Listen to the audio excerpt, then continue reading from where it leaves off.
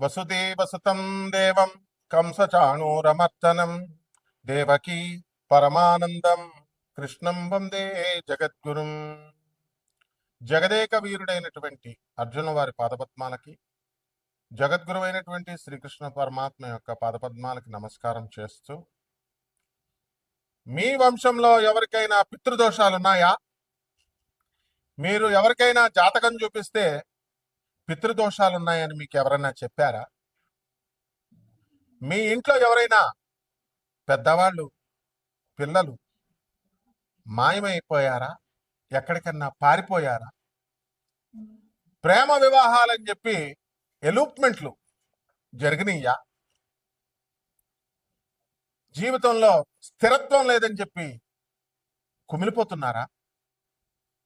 ఎన్ని పూజలు చేసినా, ఎన్ని వ్రతాలు చేసినా సంతానం కలగడం లేదని వాపోతున్నారా? భార్యాభర్తల మధ్య పెద్ద పెద్ద ఫంక్షన్ హాళ్ళు తీసి పెళ్లి చేసి, పెద్ద పెద్ద పార్టీలు ఇచ్చి పెళ్లి చేస్తే, ప్రీ వెడ్డింగ్లు, తర్వాత ప్రీ శోభనాలు, ఇలాంటివన్నీ కూడా చేసి హుందాగా బ్రహ్మాండంగా చేసేసాం మరి అనుకుంటే, మరి అటువంటి దంపతులు విడిపోతున్నారు అని ఎవరినన్నా మీ వంశంలో ఉన్నారా? వీటిలన్నిటికీ కారణం ఏంటో తెలుసా? పితృదోష.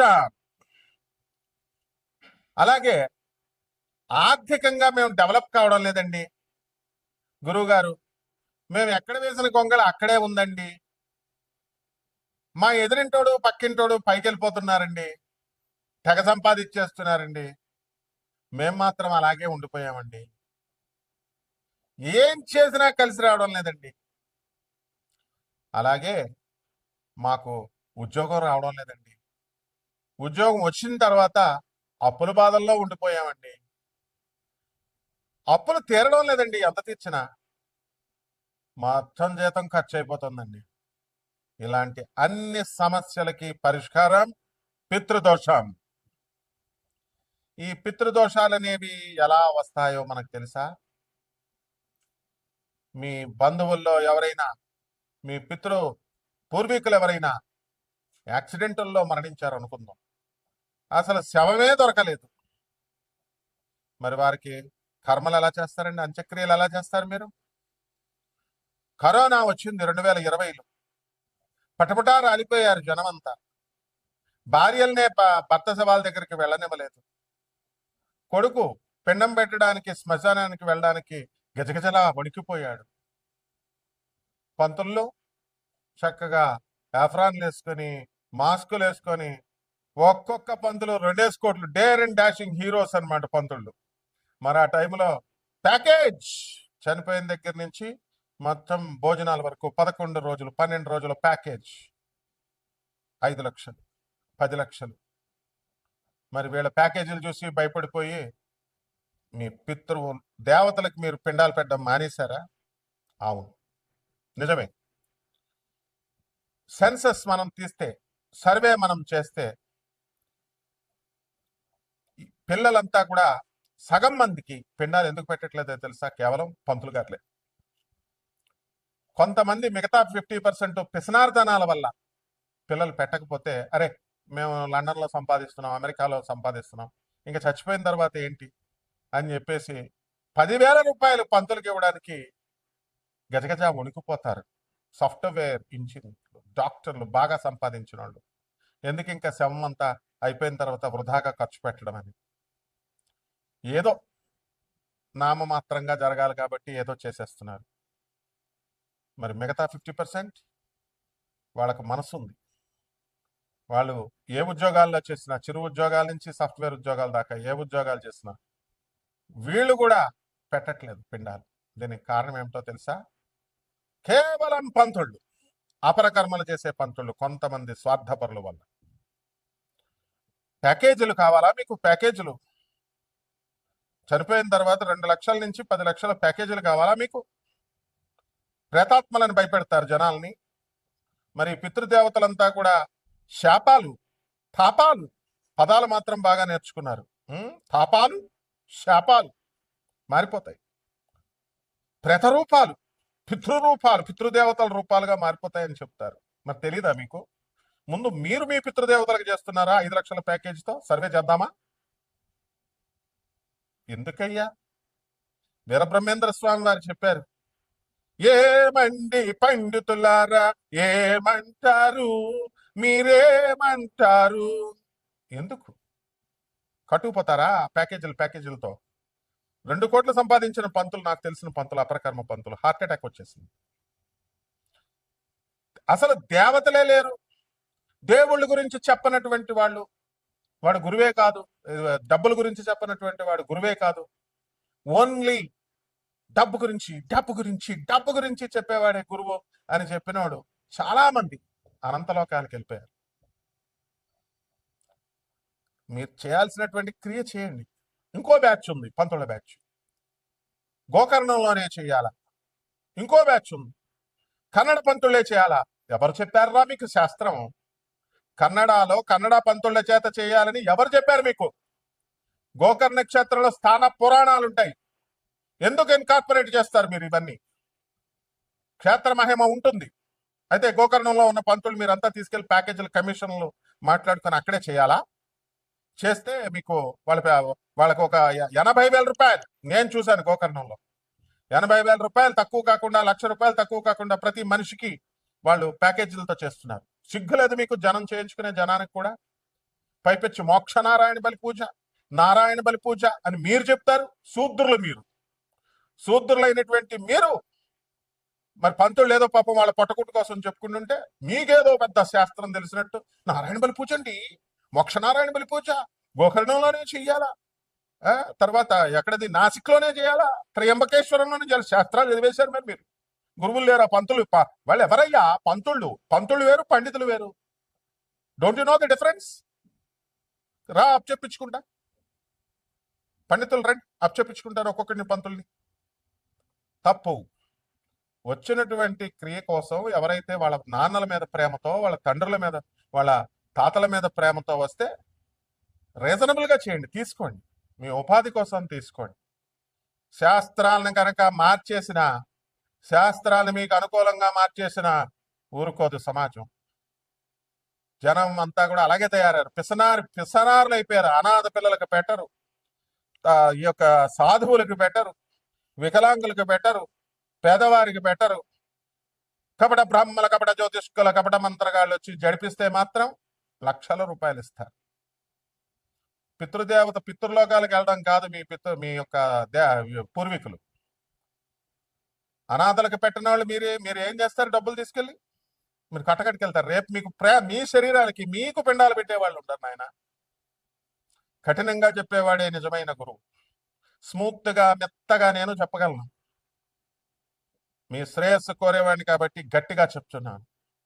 ఇవన్నీ కూడా ప్రేత కర్మలు, ప్రేత ఆత్మలు, ఇవన్నీ కూడా కర్మలు, ఇవన్నీ చేసుకోవాలి. శాస్త్రం చేసుకోమనే చెప్తోంది. అయితే డబ్బులు దొబ్బని చెప్తుంది ఆ శాస్త్రం? 10 లక్షలు తీసుకోమని చెప్తుంది ఆ శాస్త్రం? గోకర్ణంలో చెప్పమని ఏ శాస్త్రం చెప్తుంది? పురాణాల గురించి చెప్పొద్దు నాకు. రీసెర్చ్ పేరుతో బోల్డ్ మంది చెప్తారు. రీసెర్చ్ మేము చేసామని. తాళప్రత గ్రంథాలు ఉంటాయి మా దగ్గర. ఆర్కియలాజికల్ డిపార్ట్మెంట్ కి ఆన్ అఫీషియల్ డ్యూటీ వెళ్తాం మేము. ఏది ఇన్కార్పొరేటెడో, ఏది ఒరిజినల్లో, ఏది ఇన్కార్పొరేటెడ్ మధ్యలో కుదించారో తెలుసు నాకు. నేను ఒక ప్రొఫెసర్ని. ప్రజలంతా కూడా జాగ్రత్తగా ఈ యొక్క కర్మల్ని, పితృకర్మలు చేయాలి. పితృదేవతల రుణాలు తీర్చుకోవాలి. కేవలం పిండాలు పెడితేనే కాదు, కేవలం పేద ప్రజలకు మీరు చేస్తేనే పోతుంది పితృలోకాల నుంచి. అలాగే కేవలం అనాథ పిల్లలకి దానం చేసినంత మాత్రాన మీ ప్రేతాత్మలు, మీ పూర్వీకుల ప్రేతాత్మలు పితృలోకానికి వెళతాయి. సాధువులకి, అనాథ పిల్లలకి, వికలాంగులకి, అవసరాల్లో ఉన్న వాళ్ళకి సేవ చేస్తే మాత్రమే వెళ్తాయి పిండాలు. అంతేకాని పిండాలు గోధుమ పిండి పిసికేసి, బియ్యం పిండి పిసికేసి పంతులకు 2 లక్షలు 5 లక్షలు ఇచ్చేసి మంత్రాలు నమస్తే అస్తు భగవన్ విశ్వేశ్వరాయ మహాదేవాయ త్రియంబకాయ త్రిపురాగ్నికాలాయ కాలాగ్నిరుద్రాయ నీలకంఠాయ మృత్యుంజయాయ సర్వేశ్వరాయ సదాశివాయ శ్రీమన్మహాదేవాయ నమః వెళ్ళిపోద్ది అనుకున్నారా? బీ కేర్ఫుల్, జాగ్రత్తగా చేయండి. అనాథలు వచ్చి అడిగినప్పుడు మీరు అసహించుకుంటారా? పేదవారు వచ్చి అడిగినప్పుడు మీరు విసుక్కుంటారా? మట్టి మసైపోతారన్నమాట. సాధువులు అడిగినప్పుడు మీరు విసుక్కుంటారా? పేదవారి అనాథలు. Be careful. ఎన్ని పితృకర్మలు చేసినా సరే మీకు సంతానము కలగదు, పైకి రారు. ఆ తర్వాత అనాథ సేవలు చేయనప్పుడు మీరు ఎందుకయా మీరు వాళ్ళ శాస్త్రాలు వక్రించి చెప్తారు. వాళ్ళు పిండాలు పెట్టేస్తే అని. క్రైస్తవులకు ఎలా వస్తుంది? పిండం పెడుతున్నారా క్రైస్తవులు? ముస్లిమ్స్ పిండాలు పెడుతున్నారా? అంటే హిందూ ధర్మశాస్త్రంలో మాత్రం గోకర్ణంలో వాళ్ళు చేస్తేనే వద్దా? యాక్సిడెంట్ చేస్తే ముస్లిం డాక్టర్ చేయడా? క్రిస్టియన్ డాక్టర్ చేయడా? సో కాస్త విజ్ఞప్తితో ఆలోచించండి. శంకరాచార్యులు వారు చెప్పారా? రామానుజాచార్యులు వారు చెప్పారు అనాథలకు చేయొద్దు, సాధువులకు చేయొద్దు, గోకర్ణంలో చేయండి అని చెప్పాడా శంకరాచార్యులు వారు? కాబట్టి ఇవన్నీ కూడా కపట బ్రహ్మల, కపట జ్యోతిష్కుల, కపట మంత్రగాళ్ళ మాయాజాలం.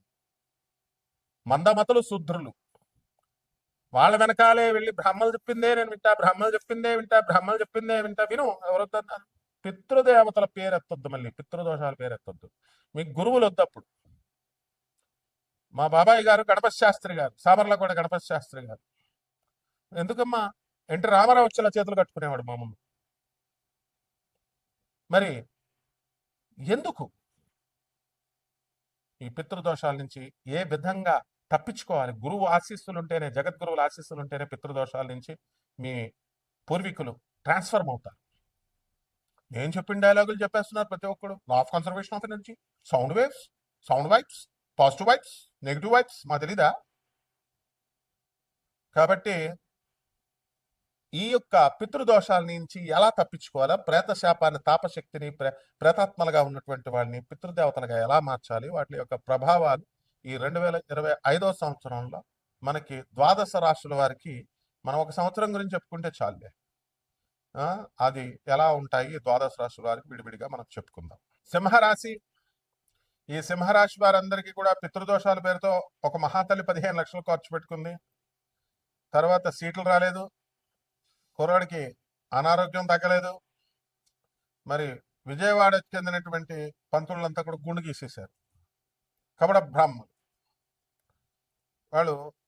అది కాకుండా మామూలు పంతుళ్ళలాగా ఉండకుండా ఆర్పీ చేద్దాం, ఇది చేద్దామని బిజినెస్లోకి వెళ్తారనమాట. తీసుకెళ్ళి ఖర్చు పెట్టించేస్తారు. ఇది కేవలము పితృదోషాలు ఉన్నాయా లేవా అని చెప్పడం కోసం చెప్పబడినటువంటి వీడియో మాత్రమే. సో సింహరాశి వారికి కుంభరాశిలో ఉన్నటువంటి రాహుగ్రహ ప్రభావము, రాహు దృష్టి, లగ్నం జన్మరాశిలో ఉన్నటువంటి కేతుగ్రహ ప్రభావం వలన పితృదోషాలు ఈ సంవత్సరం ఉన్నాయి. దీనికి సంబంధించి పితృదోషాలు ఉన్నప్పటికీ కూడా గురుదేవులైనటువంటి ఆనందమూర్తి గారి యొక్క అనుగ్రహం వలన వాళ్ళ పిల్లలకి కొలంబియా యూనివర్సిటీలో, నార్త్ కరోలినా స్కూల్లో వాళ్ళకి అద్భుతమైనటువంటి పర్సంటేజ్తో వాళ్ళకి కొత్త సీట్లు రావడం జరిగింది. అదే లాస్ట్ ఇయర్ జరగలేదు. దీనికి కారణం గురువు యొక్క అనుగ్రహంతో మాత్రమే పితృదోషాలు మారతాయి అనడానికి ఎగ్జాంపుల్ అది. ఇంత కాన్ఫిడెంట్గా యుఎస్లో ఉన్నటువంటి వాళ్ళు with the universities, with the profiles అన్ని కూడా నేను చెప్తున్నాను. So this is nothing but a case study. అందువలన స్మూత్గా చెప్పడం కాదు.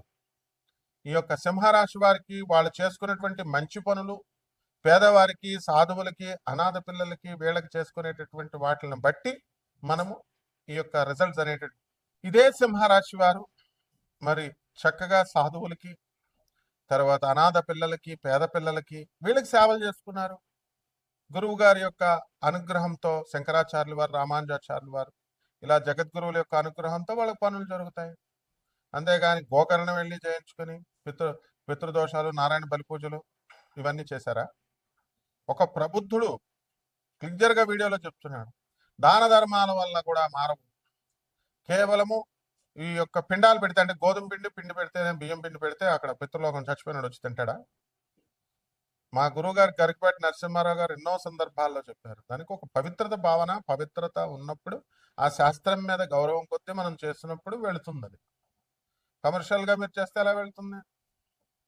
కాబట్టి అర్థమైందా?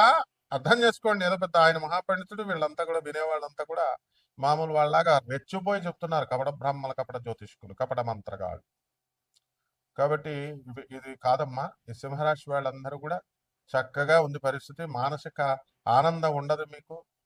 ఇప్పుడు కేవలం భర్తలతో భార్యాభర్తలతో మధ్య డిస్కషన్స్ జరుగుతూ ఉంటాయి. జీవిత భాగస్వాముల మధ్య డిస్కషన్స్ జరుగుతూ ఉంటాయి. జన్మరాశిని మరి రాహు చూడడం వల్ల మీకు కొన్ని పాపపు ఆలోచనలు, తర్వాత సరైనటువంటి డిస్కషన్స్, సరైనటువంటి నిర్ణయాలు మీరు తీసుకోలేకుండా కన్ఫ్యూజన్లో ఉండేటటువంటి అవకాశాలు ఈ యొక్క రాశి వారికి ఉంటాయి. దానికి తోడు అష్టమ శని ఉన్నాడు. దీనివల్ల కూడా మీకు పనులన్నీ కూడా లేటుగా జరగడం, ఇలాంటివన్నీ కూడా ఉంటాయి.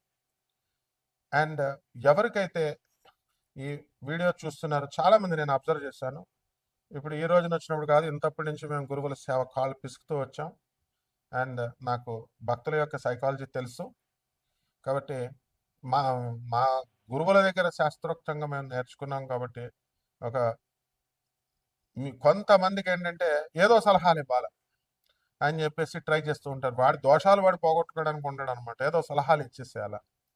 సో ఇటువంటివన్నీ కూడా this is my class room. ఇక్కడ సలహాలు, సంప్రదింపులు ఇవన్నీ ఉండవు. ఓన్లీ వన్ వే ట్రాఫిక్ అని చెప్పాను ముందే.